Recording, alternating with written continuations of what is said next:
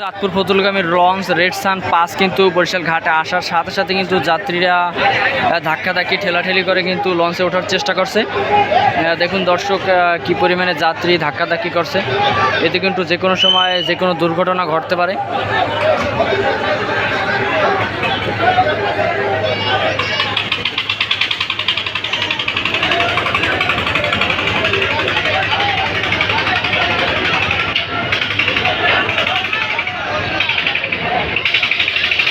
আসলে টার্মিনাল বা পল্টনের জায়গা কম, তো তাই লঞ্চটি বার্থিং করতে একটু সমস্যা হয়েছে এবং যাত্রীরাও ঠিকমতো একেবারে সহজসাধ্যভাবে লঞ্চটিতে উঠতে পারতেছে না। যে যেখান থেকে পারছে যাত্রীরা কিন্তু উঠে যাচ্ছে। এপাশে অন্য লঞ্চের আলনি থেকেও কিন্তু যাত্রীরা উঠছে, এদিকে কিন্তু আরও যাত্রী আছে।